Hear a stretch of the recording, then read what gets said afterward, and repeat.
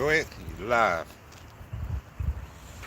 All right, salute to y'all. I say, got together with Light Burley over here because I wanted to go into further detail about the mergings of the shuffles of the 52 with the couple of Jenga.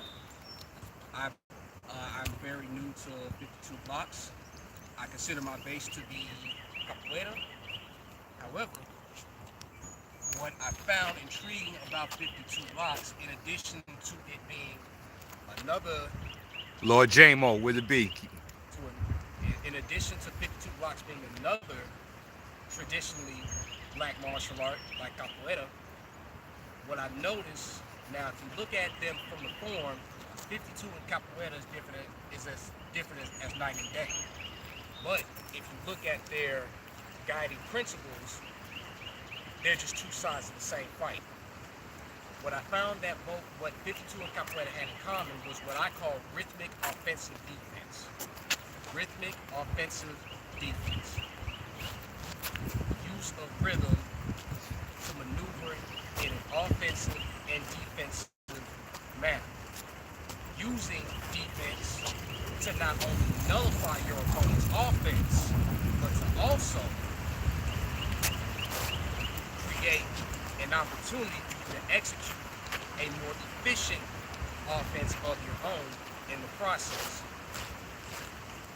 The only difference is 52 blocks, it's in the name, utilizes blocks to reach that goal.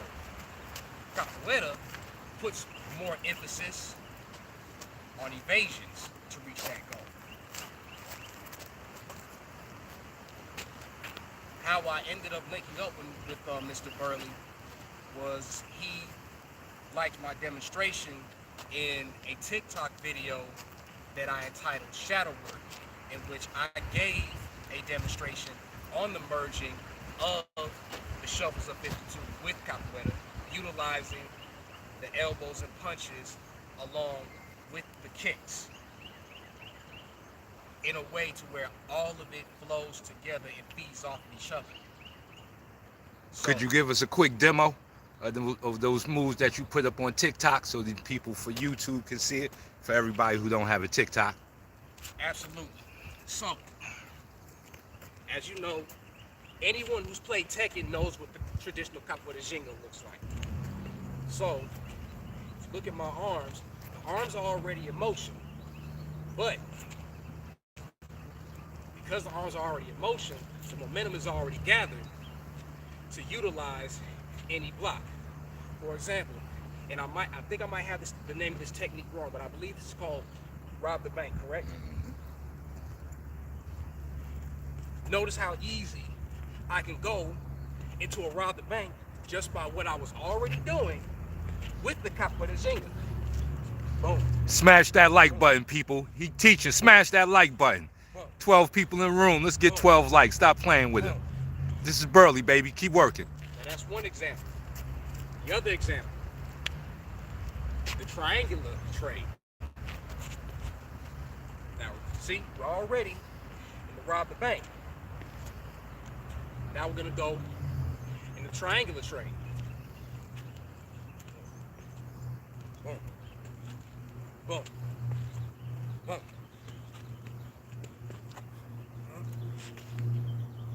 Y'all know what that is. Y'all know what the last one was. So, to make it simple, practice the Jenga, or demystify it, practice your Jenga. With the arms in use, the arms are already doing this anyway. So, as I said before, you are transitioning, you're utilizing the rob the bank with the Jenga step.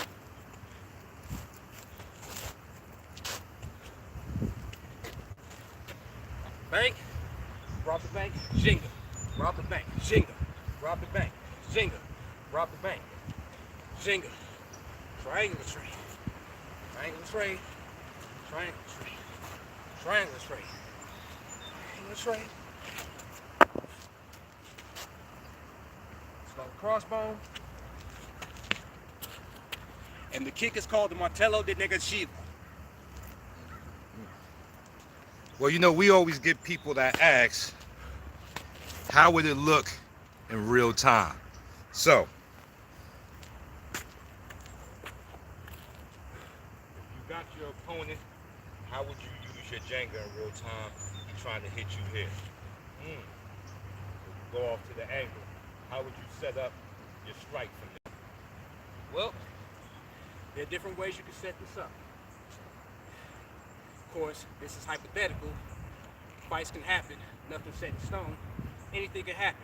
But based off of this scenario alone, now this is just my hypothesis. Now I'm gonna throw it. I have a problem of being over technical, so I'm gonna throw it like how a street person would throw it. Be some brown shit like this. Okay. Now what you seen me do in capoeira, that's called an esquiva. In boxing, we just call that slip. Now for those that say that move seems a little too fanciful to work in real time, what the hell do you think Mike Tyson was doing? Because Tyson was here. He was this damn low. So where he would be probably closer to his opponent than where I am with Light right now. And you would hit nothing but air. So what would be a capoeira attack off of that? Capoeira attack. See where my legs are at? In this esquiva position, there's already a takedown that I have an opportunity for.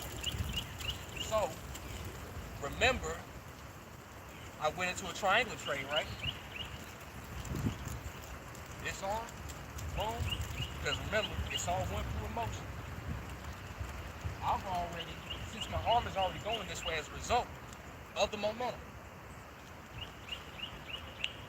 I'm shifting this way now. Now, as you see, that wasn't as clean because I was trying to get you to see everything that was involved. But as I'm here,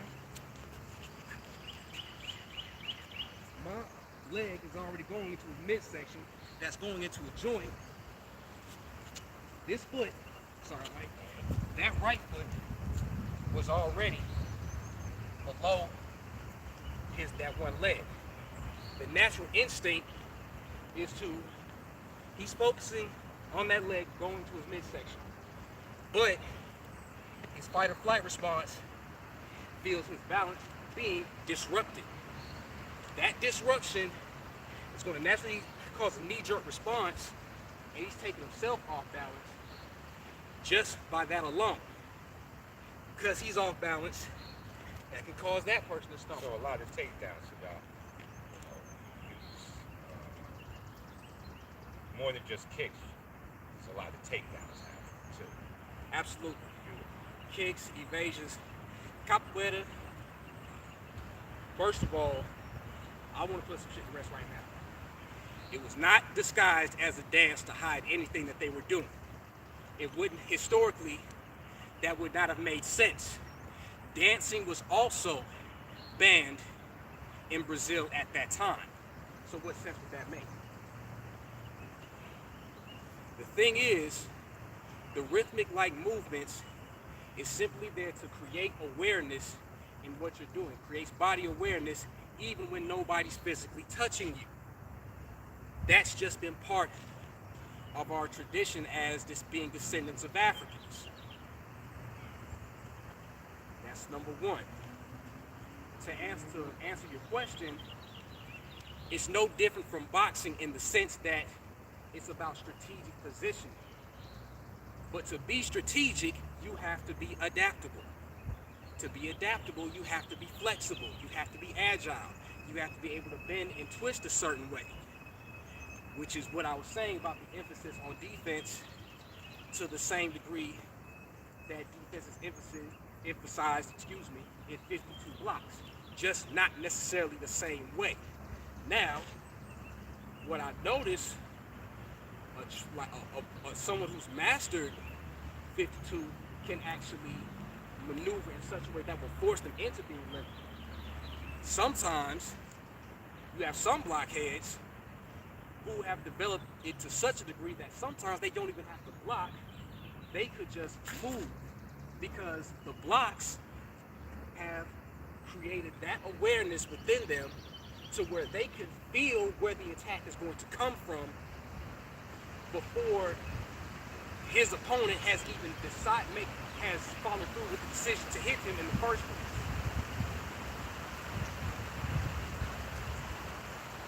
So that's just an example of how the two can be merged into one sufficient martial art in and of itself. Well, you brought the machetes to show something with the machetes, 52 capoeira.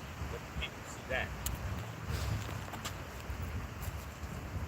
Okay, so as you can see, I have demonstration knives and demonstration machetes.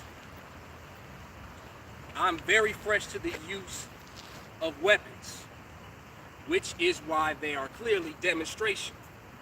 So this, for my disclaimer, this is just my hypothesis of how they can be used in 52. In terms of capoeira, what you won't hear from a lot of mestres, at least not very often, especially here in America, is that capoeira practitioners in those times were very proficient in the use of daggers, straight razors, and machetes. A very prominent figure in the capoeira community by the name of Mestre Pastinha is quoted as saying, professional capoeiristas in his day were armed. Whoever was among them without a weapon was a damned fool.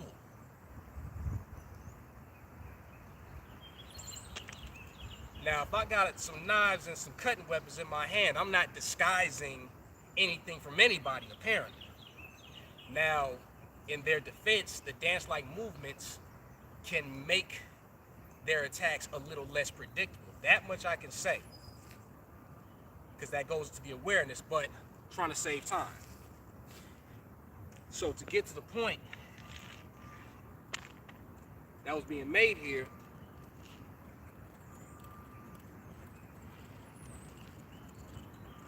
forgot this technique's called, but there was a technique in Fix 2 that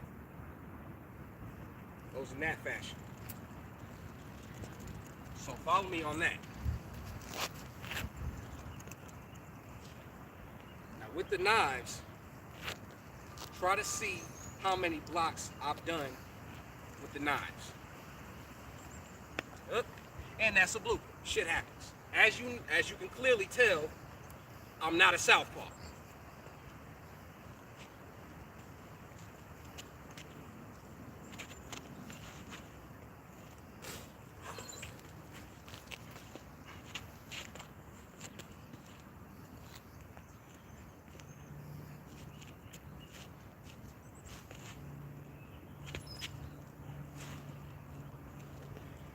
How many blocks did you catch with that? Y'all talk about that in the live. Now with the machete,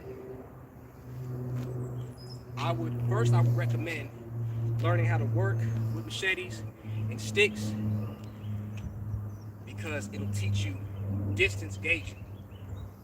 And that's all boxing is anyway. Combative distance gauging. Strategic positioning, like I said. Going back to what I said about the triangular tray. As you know, triangular tray goes like this, right? Follow me on this shit.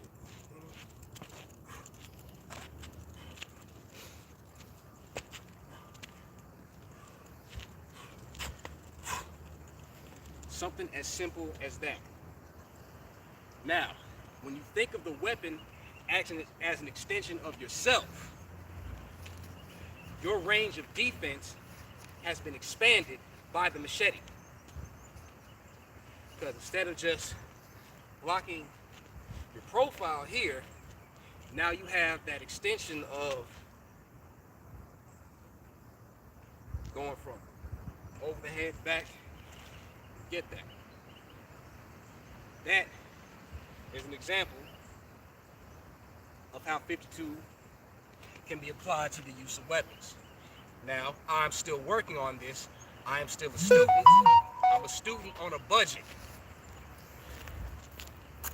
So I'm figuring these things out myself.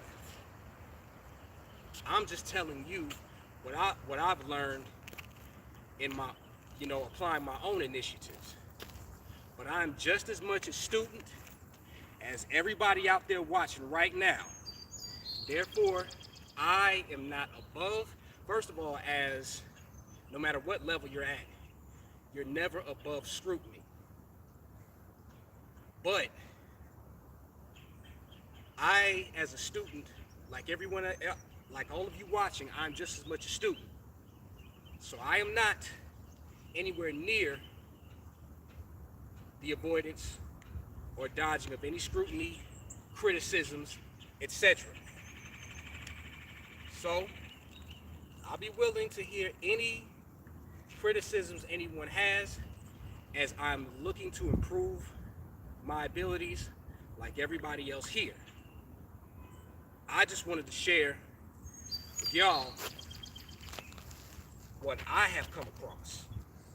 And I could be dead ass wrong in anything that I just said. Salute, salute, salute. Thanks for watching. Light Burley will be bringing you other melanated martial arts. Stay tuned for the magazine, Melanated Martial Arts, where we will be bringing you more melanated warriors to explain their free expression. As always, hands up, chin down, rumble. Young man rumble.